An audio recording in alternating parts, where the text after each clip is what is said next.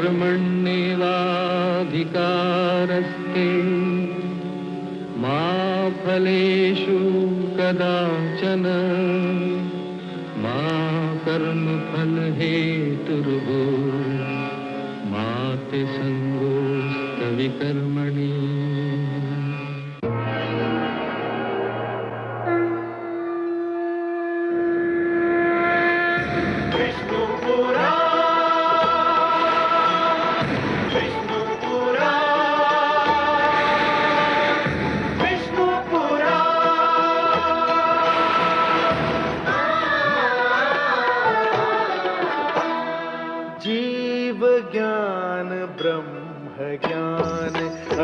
श्री विष्णु पुराण ओम की कथा महान। जय श्री विष्णु पुराण विष्णु पुराण विष्णु पुराण विष्णु पुराण। मैं माँ हूँ, धरती माँ। जिनके मन ईर्ष्या और द्वेष के घर होते हैं वे स्वयं तो इस आग में जलते ही हैं, दूसरों को भी इस आग में जलाने का प्रयत्न करते हैं। वे स्वयं दुर्बल भी हों और कुछ कर सकने योग्य न भी हों तो प्रयास करते हैं कि विवेकवानों में फूट पड़ जाए, वे विभाजित हो जाएं। इसके लिए वे झूठ को बार बार दोहराते हैं ताकि वो सच लगने लगे। मंथरा भी यही कर रही है।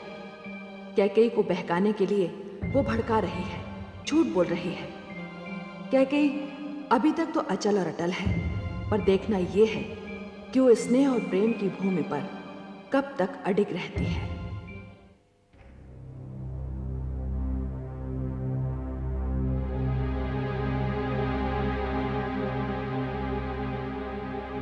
ना जाने कैकेयी को बुद्धि कब आएगी।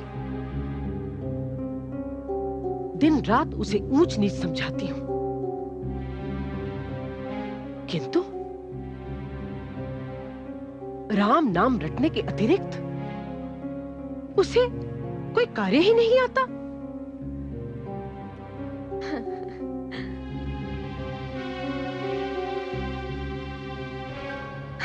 धाई माँ, आप यहाँ हैं? धाई माँ, पुत्र भरत पुत्र वधु मांडवी को लेकर आ रहा है, उनके स्वागत की तैयारी कीजिए। तैयारी करूं? क्या तैयारी करूं? मेरे लाख समझाने पर भी अपना सबसे मूल्यवान आभूषण चूड़ामणि तूने राम की दुल्हन सीता को दे दी। मैंने सोचा था जब मेरी पुत्रवधू मांडवी आएगी तो मैं उसका रईलुन करूंगी।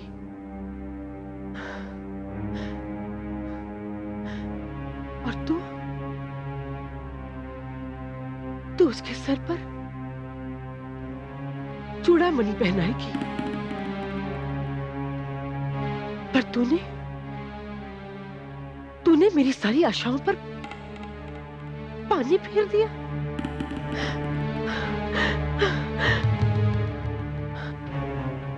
अब बता,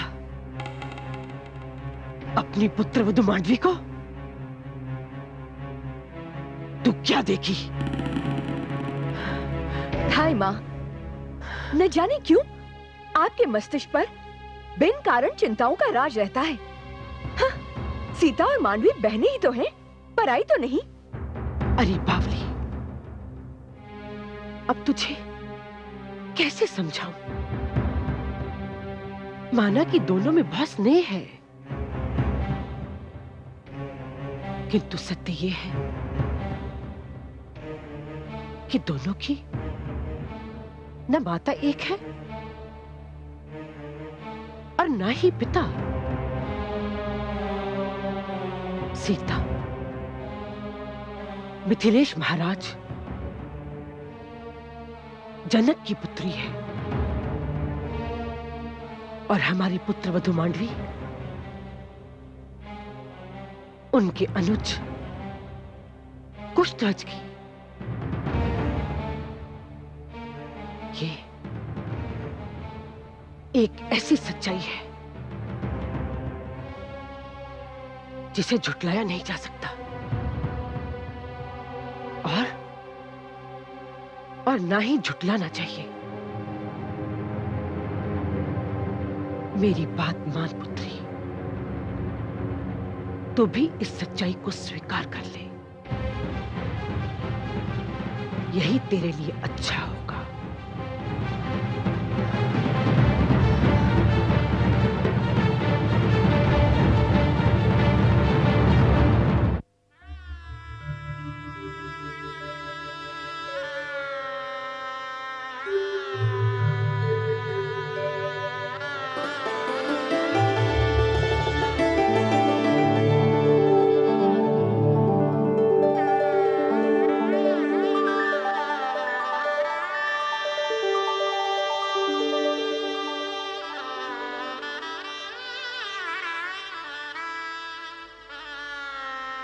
देवी,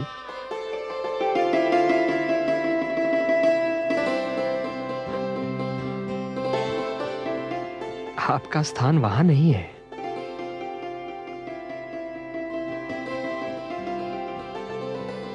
मैंने तो आपकी बहनों से कह दिया था कि आप मेरी पूर्णता का चिन्ह है, इसलिए आपका स्थान मेरे हृदय में है। कदाचित मेरी छोटी बहनें आप तक मेरा उत्तर नहीं पहुंचा सकी। मैं तो केवल आपकी पूर्णता का चिन्ह हूं, किंतु आपने तो मुझे अस्तित्व दिया है। हाँ, अयोध्या पहुंचकर मुझे एक नए सत्य का भी आभास हुआ है। सत्य? मैं उत्सुक हूं सुनने के लिए। मुझे यहाँ पहुंचकर ऐसा लगा कि मैं और मेरी बहनें केवल आपकी और आपके भाइयों की पत्नियां ही नहीं हैं, अपितु पुत्र वधुएं भी हैं। आपके माता पिता के प्रति ये हमारा उत्तरदायित्व है कि उन्हें क्षण भर के लिए भी ऐसा आभास ना हो कि हमने उनसे उनके पुत्र छीन लिए हैं। देवी, लोग तो कहते हैं कि मैं उनके हृदय की बात जान लेता हूं, किंतु आपने तो राम के मन की बात जान ली।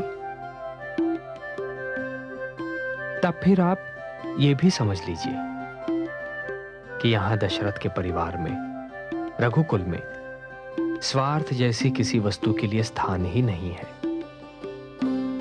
यहां तो केवल प्रेम है, विश्वास है, श्रद्धा है। यहां आपको एक पल भर के लिए भी यह प्रतीत नहीं होगा कि आप यहां अनजान हैं।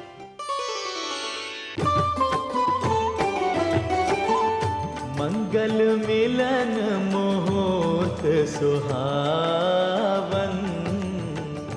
राम सिया छवि है अति पावन। विधना सुंदर खेल रचायो, शुभ अवसर कैकेयी घर आयो। शुभ अवसर कैकेयी घर आयो। भरत मांडवी युगल सुहावे, मुदित मंथरा बले बले जावे। मुदित मंथरा बले बले जावे।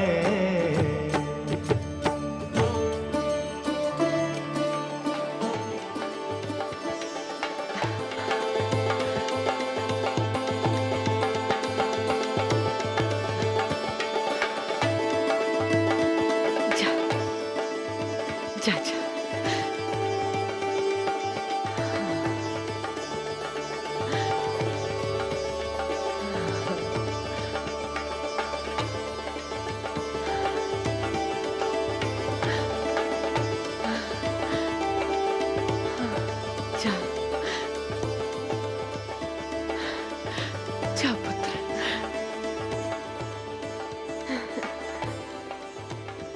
प्रतापी भाव,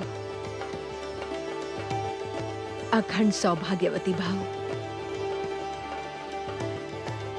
पुत्री मांडवी, मेरा राम पर कुछ अधिक स्नेह है, इसलिए मेरे लिए सीता भी बहुत अधिक प्रिय है। किंतु इसका यह अर्थ नहीं कि भरत मेरा पुत्र नहीं और तुम पर मेरा स्नेह तनिक भी कम है। तुम मेरे लिए पुत्र वधू नहीं, सदा पुत्री बनकर रहोगी। जी माताश्री, मुझे मेरे पतिदेव ने बता दिया है कि श्री राम पर उनकी कितनी श्रद्धा है। हाँ माते, मैंने मांडवी से कहा कि यदि स्वयं ईश्वर भी मुझसे आकर ये कहे कि मैं भ्राता श्री राम से प्रेम करना छोड़ दूं, तो ऐसा करने से पूर्व मैं ईश्वर को छोड़ दूंगा। और रही दीदी सीता की बात, तो माताश्री, मैं अपने पिता श्री कुशध्वज को काकाश्री केवल इसलिए कहकर पुकारती हूँ क्योंकि सीता दीदी भी उन्हें काकाश्री कहती हैं। मैंने उन्हें पिताश्री आज तक कह के नहीं बुलाया। ये शब्द तो मैंने सदैव मिथिलेश के लिए प्रयोग किया है। और सत्य बात तो ये है माते कि हम चारों बहनों के शरीर चार हैं, किंतु आत्मा एक ही है।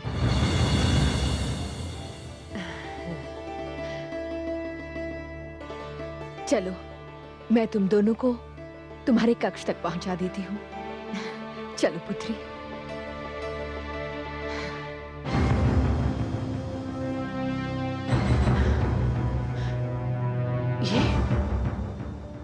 ये तो बहुत विकट समस्या है। इसका अर्थ ये हुआ कि मुझे अपनी पुत्री कैकेयी को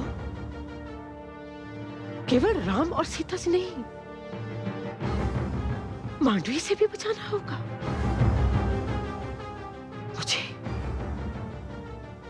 मुझे बहुत दूर तक सोचना होगा।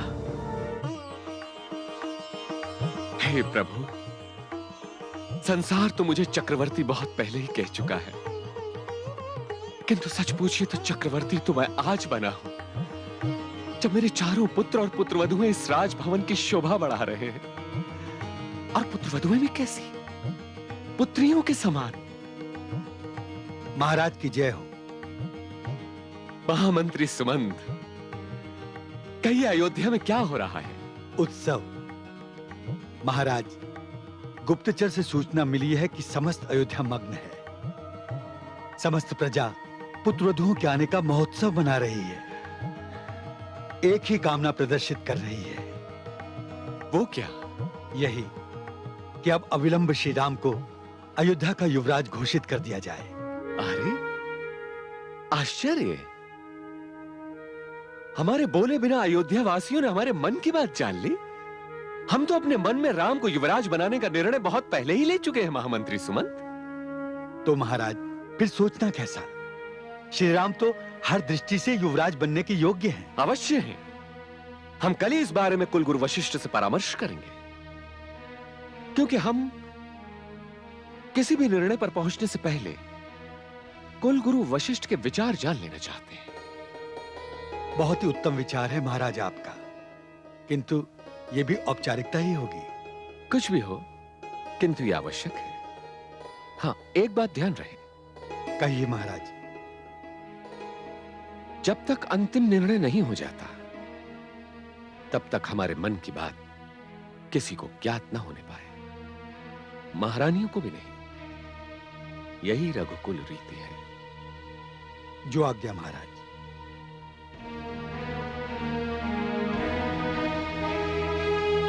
दीदी, आज उर्मिला के मुंह से माता शब्द सुनकर मेरे मन में प्रसन्नता की लहर जैसे दौड़ गई। एक दूसरे परिवार की कन्या के मुंह से माता सुनकर मुझे जो सुख मिला, वो कभी लक्ष्मण के मुंह से सुनकर भी नहीं मिला था। सच दीदी, मैं जिस बात से बहुत प्रसन्न हूँ और प्रभावित भी, वो है इन चारों बहनों की आपसी एकता। जब मांडवी ने मुझसे कहा कि वो चार शरीर हैं, किंतु आत्मा एक। तो मुझे ऐसा लगा कि हम तीनों बहनों ने जो एक परंपरा बनाई थी वो हमारे साथ समाप्त नहीं हो जाएगी, हमारे पीछे भी बनी रहेगी। सत्य कहा क्या कही, यही सबसे बड़ा वरदान है। एकता की भावना के बिना तो संयुक्त परिवार की कल्पना भी नहीं की जा सकती। यही भावना सारे परिवार को एक धागे में पिरोए रखती है। दीदी, ईश्वर करे हमारी एकता को किसी की कुदृष्टि ना लगे। हाँ दीदी।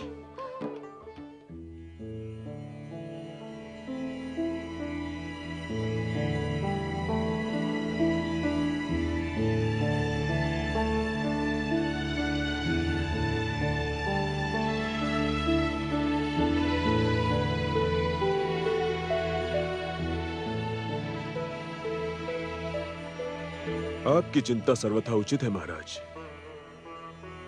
अयोध्या के लिए युवराज के चयन का समय आ गया है। हाँ गुरुदेव, और मैंने तो यह निर्णय भी ले लिया है कि युवराज पुत्र राम ही होंगे। आपका क्या परामर्श है गुरुदेव? यह निर्णय अत्यंत ही महत्वपूर्ण है महाराज। इसे अपनी इच्छा और मेरे परामर्श तक ही सीमित न रखें। युवराज का चयन जनता की सहमति से ही होना चाहिए। किंतु सर्वप्रथम राम से यह पूछिए कि उन्हें इस पद में रुचि है या नहीं। यदि उन्हें स्वीकार हो तो प्रतिनिधि सभा को बुलाकर जनता की राय सुनिए। आपका उत्तराधिकारी सर्वसम्मति से ही बनना चाहिए। आपके मार्गदर्शन के लिए कोटि कोटि धन्यवाद गुरुदेव। मैं राम के विचार जानने के लिए स्वयं उससे बात करूंगा।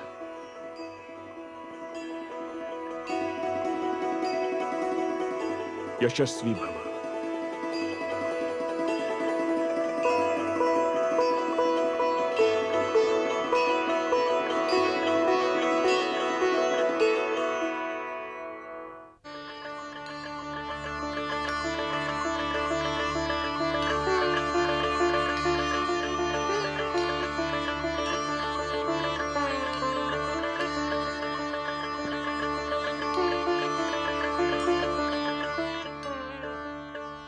प्रणाम पिताश्री।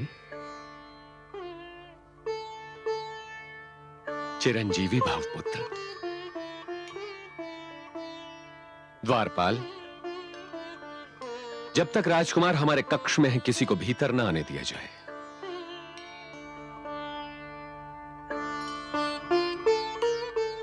क्या कोई अत्यंत जटिल समस्या आ गई है पिताश्री, जो इतनी सावधानी बरती जा रही है?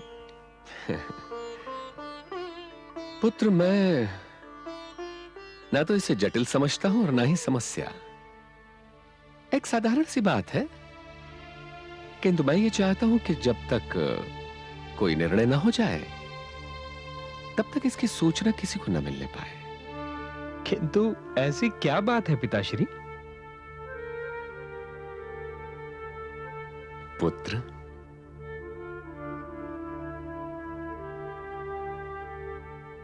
मैं तुम्हें अपना उत्तराधिकारी और अयोध्या का युवराज बनाना चाहता हूं।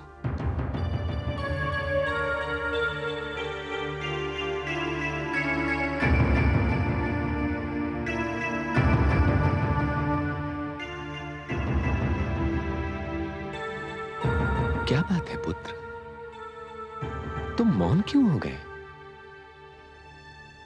क्या मैं तुम्हारे इस मौन को तुम्हारी स्वीकृति समझूं? नहीं पिताश्री, मेरे मौन का कारण मेरी स्वीकृति नहीं है, केवल ये कि आपके आदेश की अवहेलना करने का साहस मुझ में नहीं है।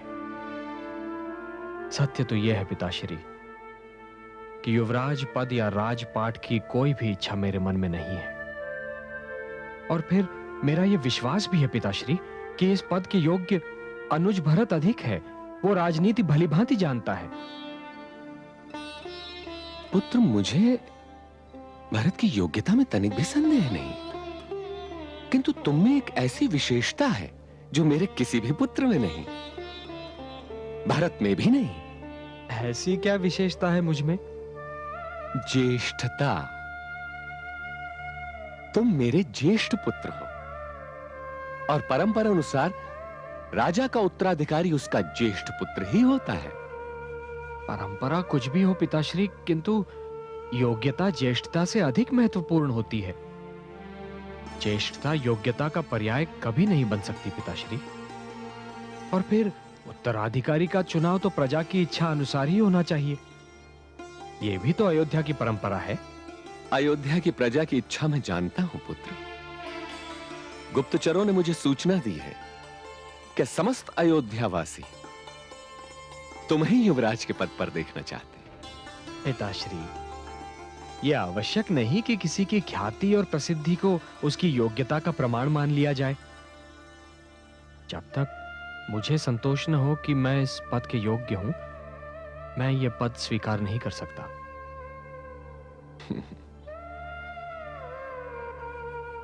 ठीक है पुत्र,